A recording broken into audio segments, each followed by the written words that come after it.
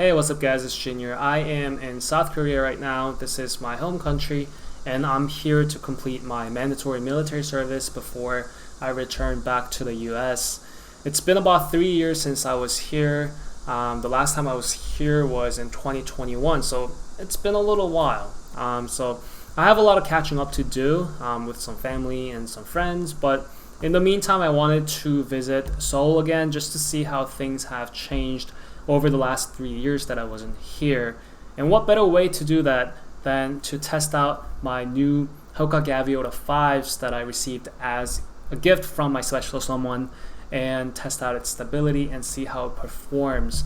I plan on walking for about 5 miles, so about 10,000 steps roughly, and we'll see how it does. So I spend a lot of time at work standing up, and that's why I'm always looking for shoes that can give me that stability, that can give me that cushion support, and that's how I ended up with Hoka Bondi 8s. They were my first Hoka shoes, and I like them. But the Gaviota 5s compared to Bondi 8s, they feel more dynamic. It gives me more support every time I push off the Gaviota 5s, and it wraps around the midfoot region of my foot well every time I push off.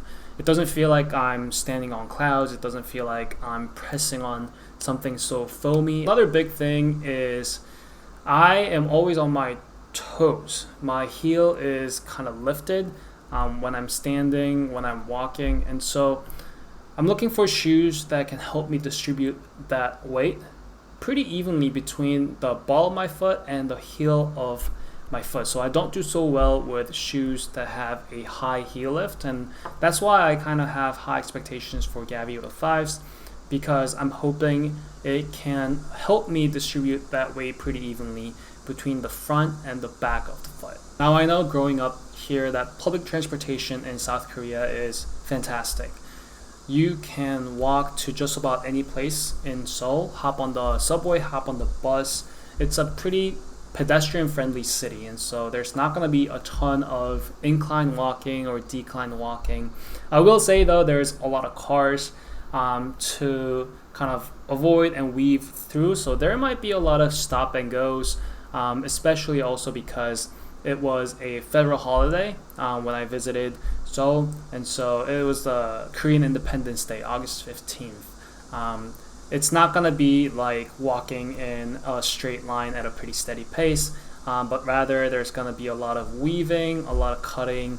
So this town in Seoul that I visited is called Seongsu-dong. It's the north of Han River, and it used to be a neighborhood with a bunch of factories and warehouses that sold handmade shoes.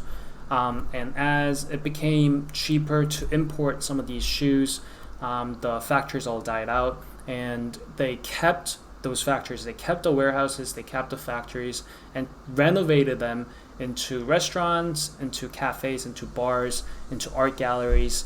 And so I like the fact that they kind of kept the culture of that neighborhood, kept the culture of the town. And when I visited, I saw that they were selling bunch of things in those pop-up stores. When I hopped off the subway, the first place that I went to was Seoul Forest Park. There were a bunch of pop-up stores and these container-looking warehouses along the way, which was really cool to see.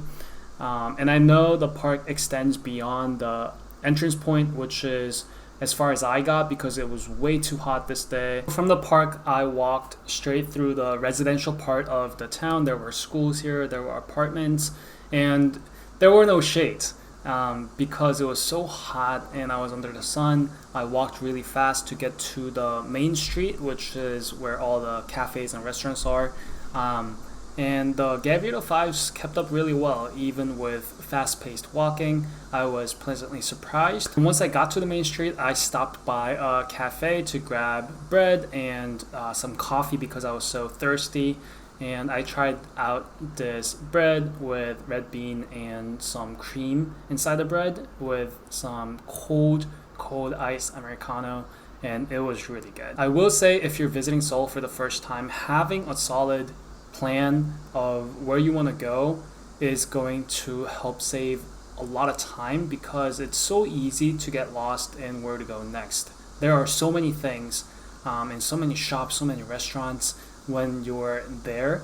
And so having an itinerary is going to help you kind of save time and not get overwhelmed. And from here, I kept on walking until I got to the clothing store that I wanted to visit called Other Error. It was a really unique experience because it has art in the store as well as the clothes that the brand makes. Other Error was a clothing brand that was established in Korea to promote imperfectionism through fashion, which I thought was pretty cool.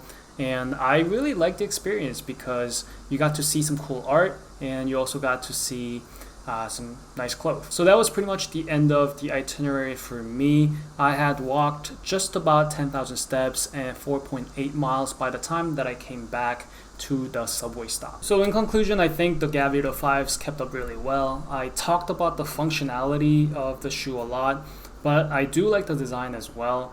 I think the gray goes well with the light blue. It blends in pretty well, and I like the bold color and the bold font of the word Hoka. And Seongsu-dong, which is the town that I visited in Seoul, I thought was very unique. I liked it a lot. It reminded me of Brooklyn in New York because Brooklyn used to be the industrial part of the city as well, and they renovated it and it became the Brooklyn that we know now. And so I like the fact that they kept their original colors and they renovated it so that it can fit more contemporary stores and brands there. So I hope you guys enjoy the video. Please make sure you leave anything in the comment section down below if you have any questions, and I will see you guys next time.